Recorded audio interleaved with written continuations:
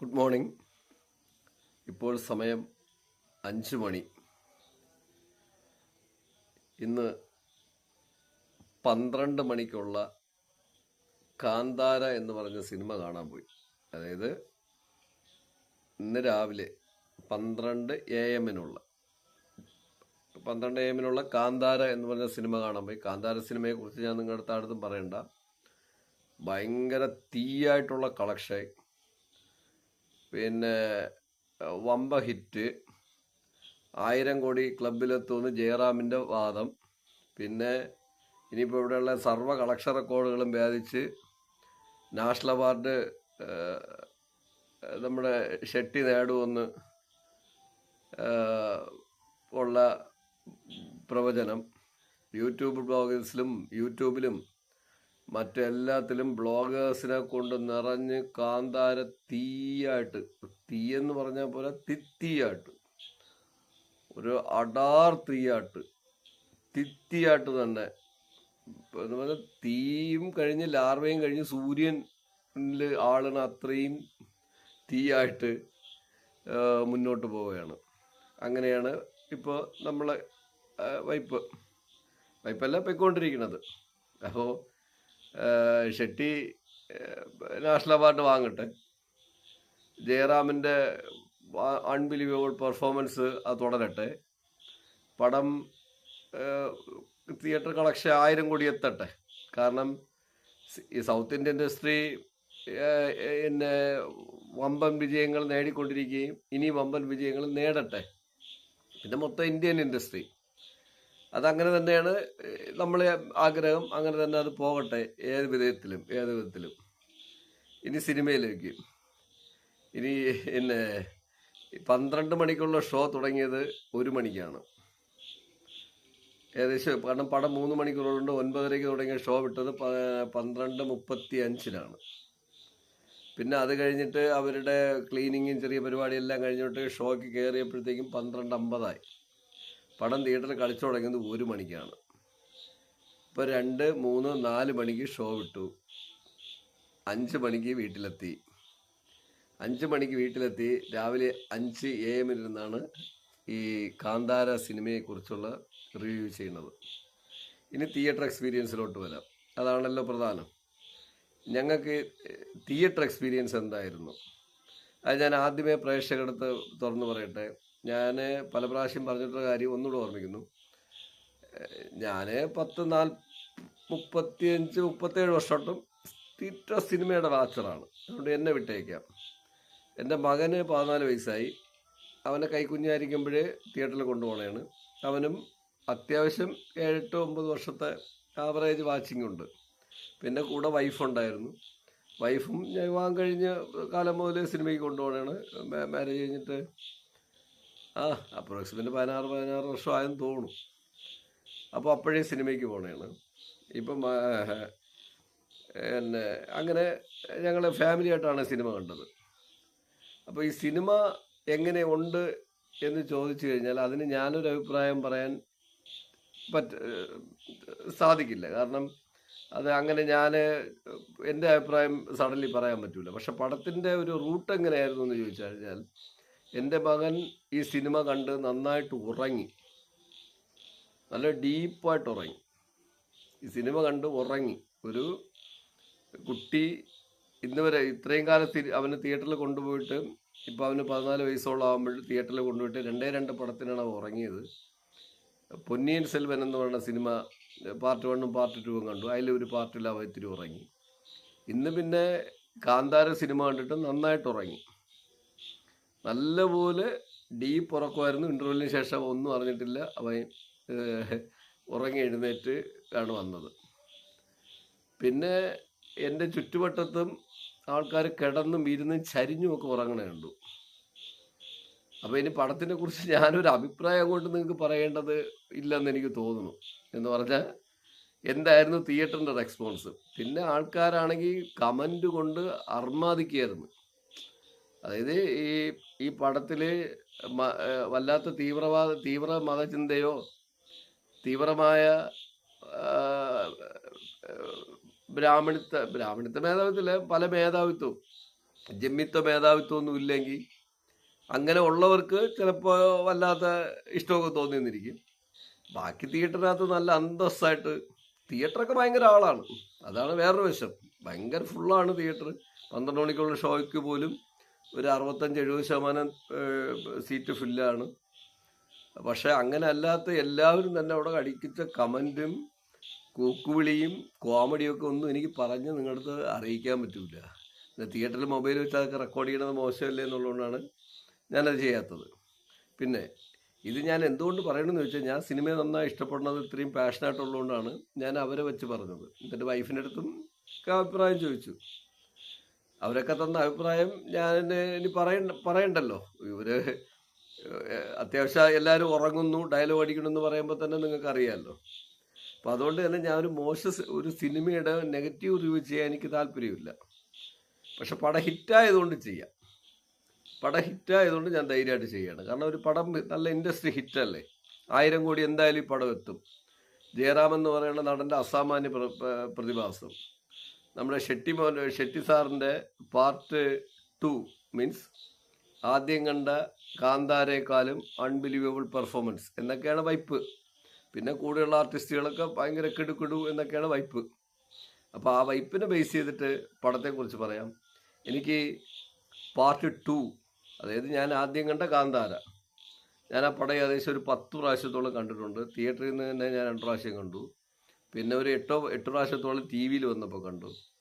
അപ്പോൾ നമ്മുടെ ഷെട്ടിയുടെ സിനിമ അത്രയും നല്ലതായിട്ട് ഇഷ്ടപ്പെട്ടതുകൊണ്ട്, അതും ഒരു മെത്തോളജിക്കൽ ഫിലിമൊക്കെ തന്നെയാണ്, ആചാരങ്ങളൊക്കെ ആയിട്ട് ബന്ധപ്പെട്ടിരിക്കുന്നത്. പക്ഷേ അത്രയും നല്ല രീതിയിലെന്ന് തോന്നിയത് കൊണ്ടാണ് ഒന്നും നോക്കാതെ പ്രേക്ഷകർ പറയണത് ഭയങ്കര റിവ്യൂ കേട്ടിട്ട് വളരെ വേഗത്തിൽ പോയി. കാരണം സിനിമയ്ക്ക് പോകാനുള്ള ഇതേ അല്ലായിരുന്നു. കാരണം അടുത്ത ആഴ്ച ഈ സിനിമയ്ക്ക് പോകാൻ പറ്റാത്തത് കൊണ്ടാണ് ഇത്രയും പെട്ടെന്ന് പോകണമെന്ന് വിചാരിച്ച് പോയത്.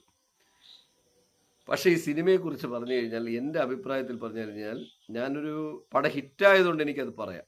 ഈ പടത്തിൽ എനിക്ക് പോസിറ്റീവ് വല്ലതും ഉണ്ടോ എന്ന് ചോദിച്ചു കഴിഞ്ഞാൽ ഒരൊറ്റ പോസിറ്റീവേ ഉള്ളൂ. ഉറങ്ങാത്തവർക്ക് നന്നായിട്ട് ഉറങ്ങാം തിയേറ്ററിലിരുന്ന്. അതായത് ഉറക്കം കിട്ടാത്തവർക്ക് സിനിമ കാണാൻ പോയാൽ നന്നായിട്ട് ഉറങ്ങാം. അത് എൻ്റെ പോസിറ്റീവ് തന്നെയാണ്. ഇനി ഇതിൻ്റെ നെഗറ്റീവ് പറഞ്ഞു കഴിഞ്ഞു കഴിഞ്ഞാൽ, പോസിറ്റീവ് പറഞ്ഞു, ഇതിൻ്റെ നെഗറ്റീവ് പറഞ്ഞു കഴിഞ്ഞു കഴിഞ്ഞാൽ, ഇതൊരു സിനിമയാണോ എന്ന് ഒരു സംശയം തോന്നിപ്പോയി. ഇതൊരു സിനിമയാണോ? അതായത് കാന്താര പാർട്ട് 2 കണ്ടപ്പോൾ, അതായത് ഇപ്പോൾ പാർട്ട് 1 ആണല്ലോ ഇപ്പോൾ റിലീസ് ചെയ്തത്, ഇതൊരു സിനിമയാണോ എന്ന് പോലും സംശയമായിപ്പോയി. കാരണം എനിക്കിത് കണ്ടപ്പോൾ എൻ്റെ മനസ്സിൽ കൂടെ ഓടിയതൊക്കെ, ഞങ്ങൾ ബാലെ കാണാൻ പോകുമായിരുന്നു സ്ഥിരമായിട്ട്. ബാലെ നാടകം, കേരളത്തിലെ നാടകം ബാലെ, അതൊക്കെ നമ്മൾ അന്നത്തെ കാലത്ത്, നമ്മൾ മീഡിയ ഒക്കെ ഇത്ര വരാത്ത കാലത്ത് മുമ്പ്, നിങ്ങൾക്ക് അറിയാമല്ലോ, നിങ്ങൾക്ക് എല്ലാവർക്കും അറിയാം, എനിക്ക് നല്ലൊരു ബാലെ കണ്ട ഫീൽ ഉണ്ടായിരുന്നു. അതും നല്ലൊരു ബാലെ എന്ന് പറഞ്ഞു കഴിഞ്ഞാൽ നമ്മളൊരു എങ്ങും പെടാത്ത ഒരു ബാലെ കണ്ടു ഒരിടത്ത് പോയി. അല്ലെങ്കിൽ നമ്മൾ ഇനിയിപ്പോൾ ഞാൻ അവരുടെ ഒരു മതത്തെയും കുറിച്ച് പറയണില്ല, അവിടെ പോയി ഒരു നല്ലൊരു ബാലെ കണ്ട ഫീലായിരുന്നു എനിക്ക്. നിങ്ങൾക്കൊരു സിനിമ കാണാനെന്ന് പറഞ്ഞ് നിങ്ങൾ ആരും തിയേറ്ററിൽ പോകണ്ട. അത്ര അടാർ പരാജയമാണ് ഈ സിനിമ. ഇനിയിപ്പോൾ ഇത് 1000 കോടി ക്ലബിലെത്തിയാലും 5000 കോടി ക്ലബിലെത്തിയാലും 50,000 കോടി ക്ലബിലെത്തിയാലും ഞാനിത് പറയും. കാരണം ഒരു സിനിമ എന്നുള്ള നിലയ്ക്ക് നിങ്ങൾ തിയേറ്ററിൽ പോയി ഈ കാന്താര പാർട്ട് 1 കാണണ്ട. നിങ്ങൾക്കൊരു ഡ്രാമ കാണണമെന്ന് തോന്നിയാൽ പോകാം കേട്ടോ. അതായത് അതാണ് അതിനകത്തുള്ളൊരു പ്രധാന കാര്യം. പിന്നെ നിങ്ങൾക്ക് വല്ലാത്ത അന്ധവിശ്വാസങ്ങളും കാര്യങ്ങളും ഒക്കെ ഉണ്ടെങ്കിൽ പോകാം, നിങ്ങൾക്കത് ഇഷ്ടപ്പെടും, ഉറപ്പായിട്ടും ഇഷ്ടപ്പെടും. പക്ഷെ അത് എനിക്ക് തോന്നുന്നില്ല, അറിവുള്ള ഒരു സമൂഹത്തിൽ ഒരു 10% പേരൊക്കെ അത്രേ ഉണ്ടാവുള്ളൂ. ബാക്കി എല്ലാവർക്കും വിശ്വാസികളായിരിക്കും, പക്ഷെ അവരൊന്നും അന്ധമായ വിശ്വാസികളായിരിക്കില്ല. എന്ത് ബ്ലണ്ടറും എന്ത് ബ്ലഡറും എന്ത് പറയണത് ബ്ലാക്ക് ഔട്ടും കണ്ണ് കാണാത്തതും ഒക്കെ ഒന്നും മനസ്സിലാവാത്തതും ഒക്കെ പറഞ്ഞ് ജനങ്ങളെ പഠിപ്പിച്ച് വിശ്വസിപ്പിക്കാൻ ശ്രമിച്ച, അതൊരു ചിന്തിക്കുന്ന ഒരു ജനതയ്ക്കും ചിന്തിക്കുന്ന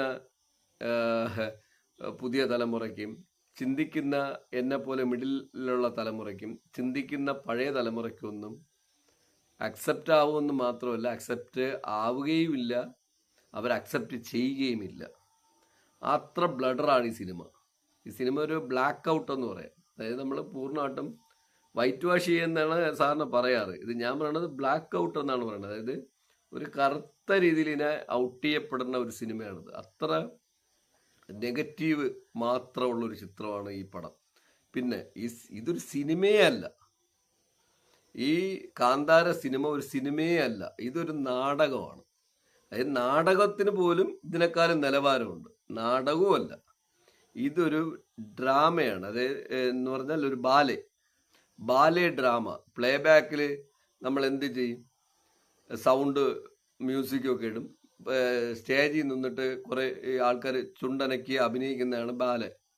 ഇതിനെ നല്ല അന്തസ്സായിട്ട് പറഞ്ഞ ഒരു നല്ല ഒരു ഈ കുറേ ഏച്ചുകെട്ടൊക്കെ ഉള്ള ഒരു ബാലയായി മാറാം. അത് ഹൈന്ദവ മെത്തോളജിക്കൽ പ്രകാരം എടുക്കാൻ നോക്കിയാൽ അത് നടക്കൂല. ഹൈന്ദവം ഇങ്ങനെയൊന്നും അല്ല. നമ്മുടെ ഭാരത സംസ്കാരത്തിന്, ഭാരതമല്ല ഏഷ്യ സംസ്കാരം, ഭാരതമൊന്നും പറയേണ്ട കാര്യമൊന്നുമില്ല. ഏഷ്യ സംസ്കാരത്തിൻ്റെ ഒരു രീതി വെച്ചിട്ട് പഴയ കാലത്തെ നാട്ടുരാജ്യങ്ങളും നാട്ടുപ്രമാണികളും നാട്ടുരാജാക്കന്മാരുടെയൊക്കെ ഒരു പ്രമാണിത്വവും ബ്രാഹ്മണ മേധാവിത്വവും പിന്നെ എപ്പോഴും മറ്റേ കറുത്തിരിക്കുന്നവരെല്ലാവരും കുലീന താഴെയുള്ളവരെന്നും ഒക്കെ കാണിക്കുന്ന രീതിയിലുള്ള ഒരു കൺസെപ്റ്റ് തുടർന്ന് പോവാൻ ഇഷ്ടപ്പെടുന്നവർക്കൊക്കെ ഉള്ള ഒരു ബാലയായിട്ട് ഇതിനെ കണ്ടാൽ മതി. അതിനപ്പുറം ഈ സിനിമയിൽ എന്തെങ്കിലും ഒരു ഗ്രേഡ് കൊടുക്കാൻ പോലും ഒന്നുമില്ല. ഒന്നേ നമുക്കൊരു മ്യൂസിക്കിനൊരു ഗ്രേഡ് കൊടുക്കണം, അല്ലെങ്കിൽ പടത്തിൻ്റെ സ്ക്രിപ്റ്റിനൊരു ഗ്രേഡ് കൊടുക്കണം, അല്ലെങ്കിൽ പടത്തിൻ്റെ സംഭാഷണത്തിന് ഗ്രേഡ് കൊടുക്കണം, അല്ലെങ്കിൽ സ്ക്രീൻ പ്രസൻറ്റിന് കൊടുക്കണം, ക്യാമറയ്ക്ക് കൊടുക്കണം, ആക്ഷന് കൊടുക്കണം, അല്ലെങ്കിൽ അതിനകത്തുള്ള ഡാൻസ് കോറിയോഗ്രാഫിക്ക് കൊടുക്കണം, ആർട്ട് ഡയറക്ഷന് കൊടുക്കണം, ഇനി ഇതിൻ്റെ പ്രൊഡ്യൂസേഴ്സിന് കൊടുക്കണം. അങ്ങനെ ആർക്കെങ്കിലും എന്തെങ്കിലും ഈ പടത്തിന് കൊടുക്കാൻ എൻ്റെ അടുത്ത് ചോദിച്ചാൽ എൻ്റെ കയ്യിൽ ഗ്രേഡൊന്നുമില്ല. ഞാൻ ഇതിനെ വട്ടപൂജ്യം തന്നെ കൊടുക്കുള്ളൂ. വട്ടപൂജ്യം. നിങ്ങളടുത്ത് എൻ്റെ അടുത്ത് 100ന് മാർക്കിടാൻ പറഞ്ഞു കഴിഞ്ഞാൽ നല്ല അന്തസ്സായിട്ട് ഞാൻ പറയും. മാർക്ക് എന്നാൽ 100ന് എത്ര സ്റ്റാർ കൊടുക്കുമെന്ന് ചോദിച്ചാൽ വട്ടപൂജ്യ സ്റ്റാറാണ് കാന്താര ഈ പടത്തിന് കൊടുക്കുന്നത്. ഈ ചാപ്റ്റർ 1-ന്. എന്നാൽ കാന്താര ചാപ്റ്റർ 2-ന് നിങ്ങൾ എൻ്റെ അടുത്ത് 100ന് എത്ര കൊടുക്കുമെന്ന് ചോദിക്കേ, 100ന് ഞാൻ 100 കൊടുക്കും. കാരണം ഒരു ലിമിറ്റഡ് ബഡ്ജറ്റിൽ എന്ത് സ്റ്റൈലായിട്ടാണ് ആ പടം ഒന്ന് ഷെട്ടി ഒരുക്കിയത്. ഷെട്ടിയുടെ സ്ക്രിപ്റ്റിൽ, ഷെട്ടിയുടെ ഡയറക്ഷനിൽ വളരെ ലോ ബഡ്ജറ്റിൽ ആ പടം ഇറക്കി 400 കോടി രൂപ കളക്ട് ചെയ്തുകൊണ്ട് പോയി. ഞാൻ തന്നെ പറഞ്ഞില്ല, ഞാൻ 10ഓളം പ്രാവശ്യം കണ്ട പടമാണ്. അതേ ഞാനാണ് പറയണത്, ഈ സിനിമയ്ക്ക് 100ൽ എത്ര സ്റ്റാർ കൊടുക്കുമെന്ന് ചോദിച്ചാൽ 0. അത്ര ഒരു വെറും ഒരു ശരാശരി നല്ല ബാലയല്ല. നല്ല ബാലയൊക്കെ ധാരാളം ഞാനൊക്കെ കണ്ടിട്ടുള്ളതാണ്. ഒരു ശരാശരി ആവറേജിന് താഴെയുള്ള ഒരു ബാലയുടെ നിലവാരമുള്ള ഒരു ചിത്രം മാത്രമാണ് കാന്താര. എനിക്ക് ഷെയിൻ തോന്നി. എനിക്ക് ഒന്നാമത് നമ്മുടെ സംസ്കാരത്തെയൊക്കെ വളച്ചൊടിച്ച് കാണിക്കുമ്പോൾ വിഷമം തോന്നും. കാരണം ഈ സിനിമയിൽ കൂടിയാണ് ഇവിടെ ഏറ്റവും കൂടുതൽ, സിനിമയിൽ കൂടി വഷളത്തരങ്ങൾ. നമ്മുടെ സംസ്കാരം, നമുക്ക് ഭാരതത്തിന് ഭാരതമല്ല ഏഷ്യയ്ക്ക്, പ്രത്യേകിച്ച് ഭാരതത്തിന് ഒക്കെ നല്ല അന്തസ്സ് സംസ്കാരമാണുള്ളത്. അതിനൊന്നും ഞാൻ അന്തസ്സില്ലാത്ത സംസ്കാരമൊന്നും ഞാൻ പറയൂല. നല്ല അന്തസ്സ് സംസ്കാരമുള്ള, അതിന് ആചാരങ്ങളുമായിട്ടൊക്കെ കൂട്ടിക്കുഴപ്പിച്ചിട്ട് ഈ അലിമ്പാക്കി കാണിക്കുന്ന ഈ പരിപാടി ഉണ്ടല്ലോ, അതിന് ആരെങ്കിലുമൊക്കെ സപ്പോർട്ട് കൊടുക്കണമെങ്കിൽ, ആരെങ്കിലും മീഡിയ പബ്ലിസിറ്റി മറ്റ് സപ്പോർട്ടുകളൊക്കെ കൊടുക്കണമെങ്കിൽ ഞാൻ അവരുടെ അടുത്ത് പറയണത് അത് നിർത്തണം. അത് ഭാരതത്തിന് ദോഷമായിട്ട് മാറും. ഇപ്പോൾ തന്നെ അത് കുറേ ദോഷമായിട്ട് വന്നു തുടങ്ങി. ഇനി അത് കൂടുതൽ ദോഷമായിട്ട് മാറും. അതങ്ങ് നിർത്തിക്കളയണം. കാരണം ഭാരതത്തിൻ്റെ സംസ്കാരവും ഭാരതത്തിൻ്റെ അടിസ്ഥാന തത്വങ്ങളും, ഭാരതത്തിൻ്റെ എന്നാണ് ഞാൻ ഉദ്ദേശിക്കുന്നത്, നമ്മുടെ ഇന്ത്യയുടെ ഒന്നുമല്ല കേട്ടോ. ഇന്ത്യ എന്ന് പറഞ്ഞാൽ നമ്മളെ പല നാട്ടുരാജ്യങ്ങളായിരുന്നു. ഭാരതം എന്ന് പറയുന്നത് ഇന്ത്യക്കകത്ത് ഒതുങ്ങി നിൽക്കുന്ന ഒരു സ്ഥലമൊന്നുമല്ല, വളരെ വൈഡ്. അതായത് നമ്മുടെ ഏഷ്യയുടെയൊക്കെ ഒരു 80% സംസ്കാരം നമ്മൾ എടുത്തു കഴിഞ്ഞാൽ അത് നമ്മുടെ മെത്തോളജിക്കൽ പ്രകാരമൊക്കെ നല്ല അന്തസ്സ് സംസ്കാരം തന്നെയാണ്. ആ സംസ്കാരമൊക്കെ ഒരു 10,000-4000 വർഷം കൈകാര്യം ചെയ്തവരുടെ തെറ്റായ ഒരു കാഴ്ചപ്പാടും അവരെ മേലാളിത്ത മനോഭാവം കൊണ്ടൊക്കെ, മേലാളിത്ത മനോഭാവം അങ്ങനെ തന്നെ പറയും, മേലാളിത്ത ജാതിസ വർണ്ണ വിവേചന മേലാളിത്ത മനോഭാവങ്ങൾ കൊണ്ട് അത് തെറ്റായി വ്യാഖ്യാനിക്കപ്പെട്ടിട്ടുണ്ട്. അതിനെയൊക്കെ പ്രൗഡായിട്ട് കാണുന്നവർക്ക് ഇത് ചിലപ്പോൾ ഇഷ്ടപ്പെട്ടേക്കാം. അതൊക്കെ നന്നായിട്ട് പ്രൗഡായിട്ട് കാണണം. ഈ പ്രൗഡിൻ്റെ കാരണം കാണുന്നവരായിരിക്കും ചിലപ്പോൾ പൈസയൊക്കെ ഇറക്കി ഇത് പ്രൊമോട്ട് ചെയ്യണതും ഈ വല്ലാതെ ഈ ഒരു നെഗറ്റീവും ഇല്ലാതെ ഒരു പടത്തിന് ഒരു നെഗറ്റീവും പറയാതെ യൂട്യൂബിൽ വരിക, എല്ലാ യൂട്യൂബ് അടക്കം എല്ലാ ചാനലിലും റെഗുലറായിട്ട് പരസ്യം വരിക, ഒരാൾ ഒരു നെഗറ്റീവ് പറയാതിരിക്കുക. അപ്പം നെഗറ്റീവ് പറയുന്നവരെ നിങ്ങൾ കട്ട് ചെയ്യുക എന്ത് ചെയ്യുന്നുണ്ട്. കാരണം ഈ പടത്തിന് ഞാൻ തിയേറ്ററിൽ നിന്ന് കണ്ടിറങ്ങിപ്പോയപ്പോഴത്തേക്ക് എൻ്റെ ഒരു കണക്കൂട്ടലിൽ ഇരുന്ന പ്രേക്ഷകരിൽ 70% പേരും ചീത്ത പറഞ്ഞിട്ട് തന്നെയാണ് പോയിട്ടുള്ളത്. നല്ല ചീത്തയും പറഞ്ഞ് നല്ല രീതിയിൽ പറഞ്ഞിട്ട് തന്നെയാണ് പോയിട്ടുള്ളത്. അപ്പോൾ അങ്ങനെ ഉള്ളൊരു പടത്തിന് ഒരു നെഗറ്റീവ് റിവ്യൂവിനെയൊക്കെ കട്ട് ചെയ്യുക, അതിനുശേഷം വലിയ കളക്ഷൻ കാണിക്കുക, വലിയ കളക്ഷനാണെന്ന് വരുത്തിക്കുക. വലിയ കളക്ഷനൊക്കെ ഉണ്ട്, കാരണം തിയേറ്ററൊക്കെ നല്ല ഫുള്ള് തന്നെയാണ്, അതൊന്നും ഞാൻ ഇല്ലെന്ന് പറയണില്ല. പക്ഷെ അത് എല്ലായിടവും കാണിക്കുക എന്ന് പറഞ്ഞാൽ ഒക്കെ ബുദ്ധിമുട്ടാണ്. അപ്പോൾ അങ്ങനെ നമ്മുടെ എല്ലാ രീതിയിലും ഒരു ഇപ്പം ഞാൻ പറഞ്ഞില്ലേ, ഒരു തെറ്റായ ഒരു കാഴ്ചപ്പാടിൽ കൂടി തെറ്റായി ചെയ്യപ്പെട്ടിരിക്കുന്ന ഒരു സിനിമയല്ല, ഒരു ബാലെ മാത്രമാണ് ഈ ചിത്രം. ഒന്ന്. രണ്ടാമത് എൻ്റെ ഒരു വേറൊരു അഭിപ്രായം, ഞാൻ പിന്നെ കൂടുതൽ എൻ്റെ ഉള്ളിലോട്ട് പോകണില്ല. ഉള്ളിലോട്ടൊക്കെ പോയി ഇതിനെക്കുറിച്ച് പറയാൻ നിന്ന് കഴിഞ്ഞാൽ അതൊക്കെ വലിയ എല്ലാവർക്കും ബുദ്ധിമുട്ടുണ്ടാക്കും. അത് ഞാൻ പറയുന്നില്ല, എനിക്ക് താല്പര്യമില്ല. കാരണം ഞാൻ ഈ മതപരമായ, രാഷ്ട്രീയപരമായ, ജാതിസപരമായ ഒരു സബ്ജക്റ്റിലും എനിക്ക് പറയേണ്ട അഭിപ്രായങ്ങൾ ഞാൻ അല്ലാതെ പറയാറുണ്ട്. ഇതിൽ ഞാൻ ഈ സിനിമയായിട്ട് ക്രോഡീകരിച്ച് ഞാൻ പറയുന്നുമില്ല, എനിക്ക് താല്പര്യമില്ല. കാരണം ഇതങ്ങനെയല്ലല്ലോ, സിനിമയായിട്ട് തന്നെയാണ് ഞാൻ കാണുന്നത്. അത് അവർ പിന്നെ സ്ക്രിപ്റ്റഡിനാളുടെ അഭിപ്രായം ഉണ്ടാവും, അതൊക്കെ അവരുടേതായ കാര്യമാണ്. അപ്പോൾ അതുകൊണ്ട് തന്നെ സിനിമയെ ഞാൻ ഒരു സിനിമയായിട്ട്, ഒരു വ്യവസായമായിട്ട് മാത്രമേ കാണാറുള്ളൂ. അതൊരു പാഷനായിട്ടുള്ള ഒരു കൂട്ടം പേരുടെ വലിയൊരു ബിസിനസ് ലെവലാണ്. അപ്പോൾ അത് പ്രേക്ഷകർ കൂടുതലും ബിസിനസ് ഉള്ളതുകൊണ്ടായിരിക്കും ചിലപ്പോൾ ഇങ്ങനെയൊക്കെ ചെയ്യണത്. അതുകൊണ്ട് ഞാൻ അതിനെക്കുറിച്ചൊന്നും പറയാറില്ല. അതുകൊണ്ടാണ് ഞാൻ കാന്താര പാർട്ട് 2ൻ്റെ ഇതും പാർട്ട് 1ൻ്റെയും തമ്മിലുള്ള വ്യത്യാസമൊക്കെ ഞാൻ തുറന്നങ്ങ് പറഞ്ഞത്. കാരണം പിന്നെ ഈ സിനിമ കാണുന്ന എല്ലാവരും തന്നെ നിങ്ങൾ ഉദ്ദേശിക്കുന്ന ആൾക്കാരൊന്നുമല്ല. നാനാവിധ വർഗവർണ്ണ വിവേചനമില്ലാത്ത അധികം പേരുമാണ് ഈ സിനിമകളൊക്കെ അധികം കാണുന്നതിലൂടെയുള്ളൊക്കെ ഇടയ്ക്കൊക്കെ ഓർമ്മിക്കണം, നന്നായിരിക്കും. അതവിടെ നിൽക്കട്ടെ, ഞാൻ അത്രത്തോളം ആഴമായിട്ട് ഞാൻ അങ്ങോട്ട് ഇറങ്ങുന്നില്ല. പക്ഷേ ഈ ചിത്രങ്ങളെയൊക്കെ ഇങ്ങനെ പ്രൊമോട്ട് ചെയ്തിട്ട് അനാവശ്യ രീതിയിൽ ഒരു നെഗറ്റീവും വരാത്ത രീതിയിൽ പ്രൊമോട്ട് ചെയ്യുന്നതിൻ്റെ പിന്നിലുള്ള അജണ്ട എന്തൊന്നും എനിക്കറിയില്ല. അങ്ങനെയൊക്കെയുള്ള പരിപാടിയൊക്കെ ഉണ്ടെങ്കിൽ പ്രേക്ഷകർ മണ്ടന്മാരല്ല. പ്രേക്ഷകരെല്ലാവരും തന്നെയും അത്യാവശ്യം നല്ല ബ്രില്യൻ്റ് ബ്രെയിൻ ഉള്ളവരാണെന്ന് ഞാൻ ഈ പടം ചെയ്തവരിടത്തും ഇപ്പോൾ ഈ തള്ളി ജനത്തിനെ തോൽപ്പിക്കുന്നവർക്കും ഇളക്കണവർക്കൊക്കെ ഞാൻ ഓർമ്മിക്കുകയാണ്. ഇപ്പം എന്നെപ്പോലെയുള്ള ഞാനൊക്കെ ഏത് സിനിമ വന്നാലും കാണുന്നവരാണ്. അതുകൊണ്ട് നമുക്ക് കാന്താരയെന്നോ വേറൊരു ചിത്രമെന്നോ അങ്ങനെ ഇതില്ല. നമുക്ക് കയ്യിൽ ഫണ്ട് എന്തെങ്കിലും വന്നു കഴിഞ്ഞാൽ ഇഷ്ടപ്പെട്ട പടം, കാന്താര ഇത് രണ്ടാമത് പോയത് തന്നെ പാർട്ട് 2ൻ്റെ എഫക്റ്റ് മനസ്സിൽ കണ്ടിട്ടാണ്. അല്ലെ 10 പ്രാവശ്യം കണ്ട കാന്താര എവിടെ നിൽക്കുന്നു, ഇപ്പോൾ കണ്ടിരിക്കുന്ന കാന്താര ചാപ്റ്റർ 1 എവിടെ നിൽക്കുന്നു, ഇപ്പോൾ ഇവിടെ കണ്ടിരിക്കുന്ന അതിൽ പറഞ്ഞു. അതുകൊണ്ടാണ് പറഞ്ഞത് ഒരു ഡ്രാമാറ്റിക് വെറും ഒരു ബാലെ മാത്രമായിട്ട് മാറിയ സിനിമ. അതുകൊണ്ട് പ്രേക്ഷകർക്ക് ഞാൻ പറയണത്, ഞാൻ ഈ പടത്തിൻ്റെ ഒരു വിശദാംശത്തിലും പോകില്ല. കാരണം ഒരു സൈഡിൽ ഈ പടത്തിന് ഒരു മാർക്ക് പോലും കൊടുക്കാൻ ഒരിടത്ത് ഞാൻ കാണില്ല ഗ്രേഡ്. കാരണം ഞാൻ കാണുന്നില്ല, എനിക്കായാലും ഒരിടത്ത് ഒരു പെർസെൻറ്റേജ് പോലും ഗ്രേഡ് കാണുന്നില്ല. ഇനിയിപ്പോൾ ചിലപ്പോൾ നാഷണൽ അവാർഡൊക്കെ വാങ്ങിയായിരിക്കും, ചിലപ്പോൾ കിട്ടുമൊക്കെ ആയിരിക്കാം. അതൊക്കെ അവരവരുടെ കഴിവ്, ഞാൻ അങ്ങനെ പറയും. അവരവരുടെ കഴിവിനനുസരിച്ച് ഏത് വിധത്തിലൊക്കെ അതൊക്കെ വാങ്ങാൻ പറ്റും. വാങ്ങണമല്ലോ, വാങ്ങട്ടെ. പക്ഷേ ഈ സിനിമ കുറിച്ച് എൻ്റെ അഭിപ്രായം ഞാൻ പറഞ്ഞു കഴിഞ്ഞു. ഇത് ഞാൻ എൻ്റെ അഭിപ്രായം ഇത്രയും ഈ ലെങ്ത് വീഡിയോയിൽ പറഞ്ഞു കഴിഞ്ഞു. ഇനി പ്രേക്ഷകരുടെ അടുത്ത് എനിക്ക് പറയാനുള്ളത്,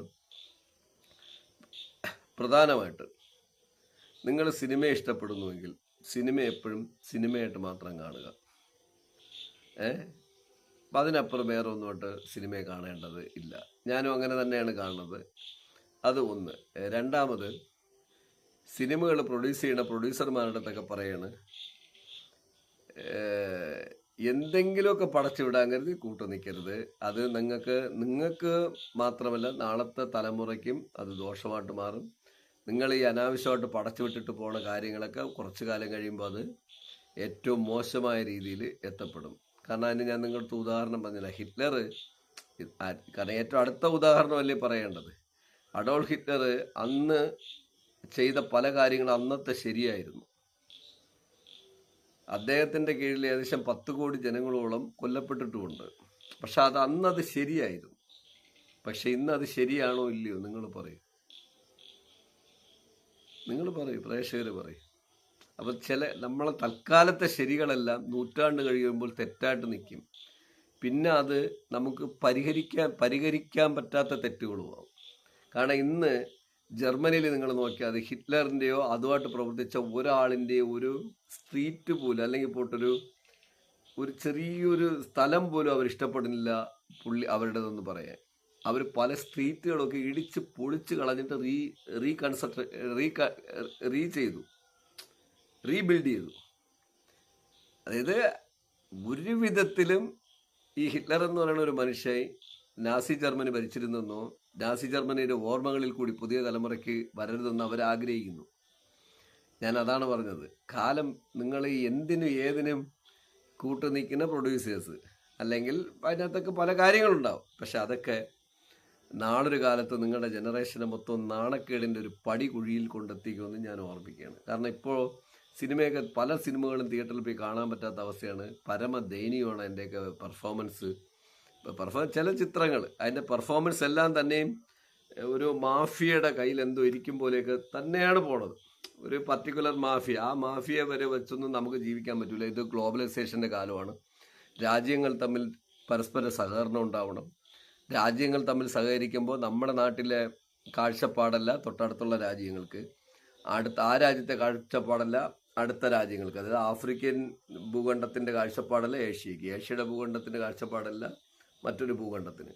എല്ലാ ഭൂഖണ്ഡങ്ങൾക്കും അല്ലെങ്കിൽ എല്ലാ രാജ്യങ്ങൾക്കും അവരുടേതായ കാഴ്ചപ്പാടുണ്ട്. പക്ഷെ അങ്ങനെ വെച്ചിപ്പോൾ ആർക്കും ജീവിക്കാൻ പറ്റില്ല. ഗ്ലോബലൈസേഷനായി എല്ലാവരും പരസ്പരം കൈകൊടുത്തേ പറ്റൂ. അപ്പോൾ എല്ലാവരെയും നിങ്ങൾ മാനിക്കുക. ആ കാര്യത്തിൽ ഞാൻ ശ്രീകൃഷ്ണനെ നിങ്ങളുടെ അടുത്ത് ഞാൻ ഓർമ്മിപ്പിക്കുകയാണ്. കൃഷ്ണൻ എല്ലാവരെയും മാനിച്ച മനുഷ്യനാണ്. ഏറ്റവും ലേറ്റസ്റ്റ് പറയാനുള്ളത് ശ്രീകൃഷ്ണനേ ഉള്ളൂ.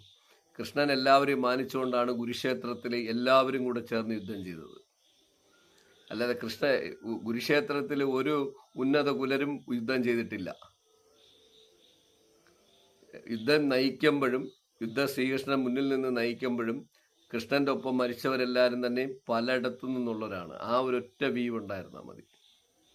അതായത് ഞാനൊരു എക്സാമ്പിൾ ഗ്ലോബലൈസേഷനെ കുറിച്ച് പറഞ്ഞതാണ്. വലിയ വലിയ പ്രശ്നങ്ങൾ വരുമ്പോൾ ഗ്ലോബലൈസേഷനായ ലോകമായി അത് നമുക്ക് പരസ്പരം കൈകൊടുത്തേ പറ്റൂ. പരസ്പരം അങ്ങോട്ടും ഇങ്ങോട്ടും എല്ലാവിധത്തിലും സഹായങ്ങൾ ചെയ്തേ പറ്റൂ, നേടിയേ പറ്റൂ. അപ്പോൾ ആവശ്യമില്ലാത്ത കാര്യങ്ങൾക്കൊക്കെ കുത്തിത്തള്ളി കയറ്റുന്ന പരിപാടി ഉണ്ടെങ്കിൽ ഞാൻ നിങ്ങളുടെ അടുത്ത് പറയണതങ്ങ് സ്റ്റോപ്പ് ചെയ്യുക. ഒന്ന്. പിന്നെ ഇതിനിടയിൽ ഇടയ്ക്കുണ്ടായ ഒരു ഇൻസിഡൻറ്റ് കൂടെ ഞാൻ ഓർമ്മിക്കുകയാണ്. അത് ഞാൻ എല്ലാ ഗവൺമെൻറ് എംപ്ലോയീസിൻ്റെ അടുത്ത് ഞാൻ പല പ്രാവശ്യം ഞാൻ എൻ്റെ സൂചന തന്നിരിക്കുകയാണ്. ഈ ഗവൺമെൻറ് എംപ്ലോയീസിലെ പലരുടെയും ജനങ്ങളോടുള്ള പെരുമാറ്റം വളരെ മോശമായി കൊണ്ടിരിക്കുകയാണ്. ഞാൻ ഇന്നലെ ഒരു ഇൻസിഡൻറ്റ് വല്ലാതെ കണ്ടു. ഒരു ഗവൺമെൻറ് എംപ്ലോയി ഒരു അവിടെ വന്ന ആളിൻ്റെ അടുത്ത് പറയുകയാണ്, എനിക്ക് ശമ്പളം തരുന്നത് നിങ്ങളല്ല ഗവൺമെൻറ് ആണെന്ന്. ഇത് ഞാൻ ഒരു ചെറിയ സൂചന അതിൻ്റെ ഇവിടെ തന്നിട്ടുണ്ട്. നാട്ടിലെ അരാജകത്വം ഉണ്ടാവണ ഒരു സൂചന പറയുകയാണ്. അപ്പോൾ അയാൾ തിരിച്ചു പറയാണ്, ഞങ്ങൾ കൊടുക്കുന്ന ടാക്സും മറ്റു കാര്യങ്ങളാണ് നിങ്ങൾക്ക് ശമ്പളമായിട്ട് കിട്ടുന്നത്. അപ്പോൾ അവർ പറയണത് ഞങ്ങൾ ജോലി ചെയ്തിട്ടല്ലേ കിട്ടണമെന്ന്. ആ ജോലി തന്നെ എങ്ങനെയാണ് കിട്ടണമെന്ന് നിങ്ങൾ മനസ്സിലാക്കണം. നിങ്ങൾക്ക് ആ ജോലിയുടെ വേക്കൻസി എന്തിനാണ് തന്നിരിക്കുന്നത്? ജനങ്ങൾക്ക് കൊടുക്കേണ്ട സർവീസ് നന്നായിട്ട് ചെയ്യാൻ വേണ്ടി മാത്രമാണ്. അപ്പോൾ ജനങ്ങൾ കൊടുക്കുന്ന ടാക്സ് സർക്കാരിൻ്റെ കയ്യിലോട്ട് പോയി, അതായത് എൻ്റെ അക്കൗണ്ടിൽ കിടക്കുന്ന പൈസ സർക്കാരിൻ്റെ അക്കൗണ്ടിലോട്ട് പർച്ചേസായിട്ട് പോയി സർക്കാർ അതിൽ നിന്നൊരു വിഹിതമെടുത്ത് നമുക്ക് സർവീസ് തരാനാണ് നിങ്ങളെ ഇരുത്തിയിരിക്കുന്നത്. പക്ഷെ ഇത് അതിൻ്റെ വിശദമായ വീഡിയോ ഞാൻ പിന്നീട് ചെയ്യും. പക്ഷെ ഇതിൻ്റെ ഇടയിൽ കൂടെ പറഞ്ഞെന്നുള്ളൂ. ഇത് കാരണമുണ്ട്. കാരണം ഇല്ല എങ്കിൽ ഇങ്ങനെ പോയി കഴിഞ്ഞു കഴിഞ്ഞാൽ നാട്ടിൽ അരാജകത്വം വരും. ഗവൺമെൻറ് എംപ്ലോയീസിൽ അധികം പേരും പലരും സംവരണവും മറ്റു കാര്യങ്ങൾ കൊണ്ടൊക്കെ കൂടെയാണ് അവിടെ എത്തിപ്പെട്ടിരിക്കുന്നത്. പക്ഷെ അവരും പഴയ കാലത്തെ ജമ്മിത്ത മേധാവിത്വത്തോട് പോലെയാണ് ജനങ്ങളുടെ അടുത്ത് പെരുമാറുന്നത്. നിങ്ങൾ സർവീസ് കൊടുക്കാനിരിക്കുന്ന ഒരു ടീമാണ്. അതിനപ്പുറം നിങ്ങൾക്കൊന്നുമില്ല. ജനങ്ങളാണ് നിങ്ങൾക്ക് ശമ്പളം തരുന്നത്, സർക്കാരല്ല. ജനങ്ങളാണ് നിങ്ങൾക്ക് ശമ്പളം തരുന്നത്. അപ്പം ജനങ്ങൾക്ക് നല്ല സർവീസ് കൊടുക്കുക. ആ സർവീസ് ചെയ്യുന്നതിനാണ് നിങ്ങൾക്ക് സാലറി തരുന്നത്. അപ്പോൾ സാലറി എടുത്തു തരുന്നത് ആരുടെയും വീട്ടിൽ നിന്നല്ല, ഒരാളിൻ്റെയൊന്നുമല്ല, ജനത്തിൻ്റെ പൈസ എടുത്തിട്ടാണ് തരുന്നത്. അതേ നിങ്ങൾ ജനത്തിൻ്റെ അടുത്താണ് തട്ടിക്കയറുന്നത്. ആവശ്യമില്ലാത്ത നിസ്സാര കാര്യത്തിൻ്റെ അതിൻ്റെ ഞാൻ പറയില്ല, വിശദമായ വീഡിയോ ഞാൻ ചെയ്യും. വിശദമായ വീഡിയോ ഞാൻ ചെയ്യും. അതിൻ്റെ പേരിൽ എന്തെങ്കിലും വിഷയം വന്നാൽ ഞാൻ ആ വിഷയത്തെ കേന്ദ്രീകരിച്ച് ഞാൻ പരാതിയും മുഖ്യമന്ത്രിയുടെ ഓഫീസിലോട്ടൊക്കെ ചിലപ്പോൾ കൊടുത്തേക്കും. കാരണം ഇങ്ങനെയാണ് ഇപ്പോൾ ഗവൺമെൻറ്. അതുകൊണ്ട് ഗവൺമെൻറ് എംപ്ലോയീസിൻ്റെ അടുത്ത് നല്ല ഒരുപാട് മനുഷ്യരുണ്ട്, ഇല്ലെന്നല്ല പറയണേ. പക്ഷേ ഗവൺമെൻറ് എംപ്ലോയീസിൻ്റെ അടുത്ത് ഞാൻ പറയണം, നിങ്ങൾ ജനങ്ങളോട്ട് വളരെ ശ്രദ്ധിച്ച് ഇടപെട്ടിട്ടില്ലെങ്കിൽ നിങ്ങൾക്ക് വരാൻ പോണത് ഒന്നേ നേപ്പാൾ റിപ്പീറ്റ് ചെയ്തുണ്ടാവും. ഇപ്പം നേപ്പാളിൽ നടക്കണ അറിയാമല്ലോ. അല്ലെങ്കിൽ പിന്നെ ബംഗ്ലാദേശ് റിപ്പീറ്റ് ചെയ്തുണ്ടാവും. കാരണം അല്ലെങ്കിൽ ചിലപ്പോൾ മറ്റ് പല രാജ്യങ്ങളിൽ നടക്കുന്ന കാര്യങ്ങൾ ഞാൻ പറയണ്ടല്ലോ, അതുണ്ടാവും. കാരണം അതെങ്ങനെ ഉണ്ടാവുന്നത്, അവിടെയൊക്കെ ശ്രീകൃഷ്ണനെ പോലുള്ള മനുഷ്യർ അതേ ഒരു ക്വാളിറ്റിയുള്ള അല്ലെങ്കിൽ അതുപോലെ ചിന്തയുള്ള ജനത്തിന് എന്തെങ്കിലും ചെയ്യണമെന്ന് വിചാരിക്കുന്ന മനുഷ്യരുടെ സൃഷ്ടി ഉണ്ടാവും. അവർ ആളെ കൂട്ടുമ്പോഴത്തേക്കും നിങ്ങൾ പിന്നെ വെളിയിലിറങ്ങാൻ പറ്റില്ല, രാജ്യം വിട്ടൊക്കെ പോവേണ്ടി വരും. ഇത് ഞാൻ ഓർമ്മിപ്പിക്കുകയാണ്. ഇത് കണ്ട കാഴ്ചയിൽ ഞാൻ നേരെ നിൽക്കുമ്പോഴുള്ള അനുഭവമാണ് ഞാൻ പറഞ്ഞത്. എൻ്റെ മുന്നിൽ ഞാൻ കണ്ട ഞാൻ റെഗുലറായിട്ട് കണ്ടു. ഇപ്പോൾ എനിക്കും ഗവൺമെൻറ് കാര്യങ്ങൾക്ക് പോയി കഴിഞ്ഞ് കഴിഞ്ഞാൽ ഇന്നുവരെ എനിക്ക് നല്ലൊരു സർവീസ് കിട്ടിയിട്ടില്ല. പിന്നെ നമ്മളൊന്നും കുറ്റം പറയാൻ പോകില്ല, കാരണം അവരങ്ങനെയാണ്, ജമ്മിത്ത മനോഭാവത്തോടെയാണ് നമ്മളിവിടെ ഇരിക്കുന്നത്. ഗവൺമെൻറ് ജോലിക്കാർ അധികം ഇരിക്കുന്നത് അവരെന്തോ നമ്മൾ അടിയാളന്മാരായിട്ട് തന്നെയാണ് അവർ കാണുന്നത്. ജനത്തിന് അടിയാളന്മാരാണ്. അത് ഇന്ന വിഭാഗമൊന്നുമില്ല, എല്ലാവരും സംവരണം കിട്ടിക്കാരണവരും എല്ലാവരും ഒരേ റൂട്ടിൽ തന്നെയാണ് പോണത്. അപ്പോൾ ആ പരിപാടിയൊക്കെ നിങ്ങൾ നിർത്തിയില്ലെങ്കിൽ ഞാൻ നിങ്ങൾക്ക് സൂചന തരുന്നു. ഞാൻ അതുകൊണ്ടാണ് പറഞ്ഞത് നിങ്ങളുടെ അടുത്ത് കൃഷ്ണനെ കോട്ട് ചെയ്ത് ഞാൻ ഇപ്പോഴും സംസാരിക്കണം. ഞാൻ സൂചന പറഞ്ഞു, വലിയ പ്രശ്നങ്ങൾ നിങ്ങളെയൊക്കെ കാത്തിരിക്കുന്നുണ്ടാവും. ഞങ്ങളൊക്കെ മരിച്ചു പോകും, പക്ഷെ വരാൻ പോണ പ്രശ്നങ്ങൾ നിങ്ങൾക്ക് കാത്തിരിക്കുന്നുണ്ടാവും. ജനങ്ങളുടെ പൈസയാണ് നിങ്ങളുടെ വീട്ടിൽ ഊണും നിങ്ങൾ സുഖിച്ച് കഴിയണ കാറും നിങ്ങൾ സുഖിച്ച് ജീവിക്കണ എല്ലാം. കാരണം ജനങ്ങൾ കൊണ്ടുവന്ന് ഇട്ട് തരുന്ന പൈസയുടെ എച്ചിൽ കഷ്ടങ്ങൾ മാത്രമാണ് നിങ്ങൾക്ക് കിട്ടുന്നത്, നിങ്ങൾ കഴിക്കണത്. അല്ലാതെ ഒരിക്കലും നിങ്ങൾക്ക് ഗവൺമെൻറ് അല്ല ശമ്പളം തരണത്. അത് ഞാൻ ഒരിക്കൽ കൂടെ ഓർമ്മിക്കണമെന്ന് പറഞ്ഞാൽ ഞാൻ അതിൻ്റെ വിശദമായ വീഡിയോ ചെയ്യും. ഞാൻ അത് എന്തുകൊണ്ട് ഈ സിനിമയിൽ കോട്ട് ചെയ്ത് പറഞ്ഞു എന്ന് ചോദിച്ചാൽ, ഈ സിനിമയൊക്കെ ഇങ്ങനെ പടച്ചു വിടുമ്പോൾ നിങ്ങൾ മനസ്സിലാക്കണം, ഇതൊരു 5-10% പേരുടെ നിലനിൽപ്പിന് വേണ്ടി പടച്ചു വിടരുത്. കാര്യങ്ങളൊക്കെ ഘട്ടഘട്ടോട്ടൊക്കെ കയ്യിൽ നിന്നൊക്കെ പോവും. ഒരു കാലവും നിങ്ങൾക്കൊന്നും തിരിച്ചു വരാൻ പറ്റാത്ത അളവിലോട്ട് ഘട്ടഘട്ടോട്ട് പോകും. ലോകം ഗ്ലോബലൈസേഷൻ ആയിരിക്കുന്നു, അങ്ങനെ മാറിക്കൊണ്ടിരിക്കുന്നു. എല്ലാവരിലും സെൽഫ് ചിന്താഗതി കൂടിക്കൊണ്ടിരിക്കുന്നു. അത് അപകടം വിളിച്ചു വരുത്തും എന്ന് ഞാൻ ഓർമ്മിക്കണം. ഇനി ഒന്ന് ഓർമ്മിപ്പിച്ചുകൊണ്ടും എൻ്റെ പൊന്നു ഷെട്ടി, ഞാൻ ഈ സിനിമയുടെ എല്ലാ ഡീറ്റെയിൽസും എഴുതി വെച്ചിട്ടാണ് പോയത്, നല്ലൊരു സിനിമ ഹെവി ആയിട്ട് കാണാൻ പറ്റുമെന്ന്. പക്ഷെ തിയേറ്ററിൽ പോയി സിനിമ കണ്ടപ്പോൾ സഹിക്കുന്നതിനും അപ്പുറം ആയിപ്പോയതുകൊണ്ട് പറയണ്ട, ദയവ് ചെയ്ത് ഇത്തരം പരിപാടികളോട്ടൊക്കെ ഇറങ്ങാതിരിക്കണമായിരിക്കും നല്ലത്. 5, 6, 7, 8 വർഷം കഴിയുമ്പോൾ നിങ്ങളെ ഏറ്റവും വെറുക്കപ്പെട്ട ആൾക്കാരായിട്ട് മാറുമെന്ന് ഓർമ്മിച്ചുകൊണ്ട്, പ്രിയ പ്രേക്ഷകരെ, തിയേറ്ററിൽ പോയിരുന്ന് നന്നായിട്ട് ഉറങ്ങണമെന്ന് തോന്നിയാൽ നിങ്ങൾ ഈ പോയി സിനിമ കാണും. ഇല്ലെങ്കിൽ നിങ്ങൾക്ക് എന്തെങ്കിലും ഒരു വല്ല സ്പിരിറ്റ് വേണം. സ്പിരിറ്റ് എന്ന് പറഞ്ഞാൽ മറ്റേ സ്പിരിറ്റ് അല്ല, റിലീജിയൻ സ്പിരിറ്റ്. അങ്ങനെയുള്ളവർക്ക് ഈ പടം ചിലപ്പോൾ പിടിച്ചേക്കാം എന്നേ പറയാൻ പറ്റും. പിടിക്കുമെന്നും തോന്നില്ല.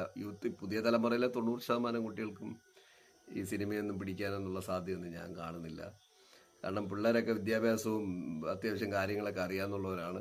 പിന്നെ സൈലൻ്റായിട്ടൊക്കെ ഇരിക്കണമെന്നേ ഉള്ളൂ എന്ന് ഞാൻ ഓർമ്മിച്ചുകൊണ്ട്, എൻ്റെ പൊന്ന് കാന്താരെ, കാലങ്ങൾക്ക് ശേഷം തിയേറ്ററിലെത്തി ഉറക്കിയ കാന്താരയുടെ ഷെട്ടിക്കും ടീമിനും സ്പെഷ്യൽ അഭിനന്ദനങ്ങൾ അർപ്പിച്ചുകൊണ്ട് ഫോളോ അപ്പ് ചെയ്യൂ. ആദ്യമായിട്ടാണ് ഒരു സിനിമയുടെ ഒരു ചെറിയ നെഗറ്റീവ് റിവ്യൂ ഇടേണ്ടി വന്നത്. കാരണം ഈ പടം കളക്ഷൻ റെക്കോർഡ് ബാധിച്ച് പോയിക്കൊണ്ടിരിക്കണമെന്നുള്ളേ ഉള്ളൂ. അപ്പോൾ അതുകൊണ്ട് തന്നെ എൻ്റെ അഭിപ്രായം ഞാൻ തുറന്നു പറഞ്ഞു. മറ്റ് വിശദമായ സിനിമാ റിവ്യൂവിനും മറ്റ് കാര്യങ്ങൾക്കും വേണ്ടി താല്പര്യമുള്ളവരൊക്കെ എന്നെ ഫോളോ അപ്പ് ചെയ്യൂ. നൊബക് പ്രപഞ്ചം ചാനൽ ഫോളോ അപ്പ് ചെയ്യൂ. സൈനിങ് ഓഫ്, നൊബക് സോളോ. Early morning. സൂര്യൻ അതാ ഉദിച്ചു വരുന്നു. മണി 6 ആയി. Good morning.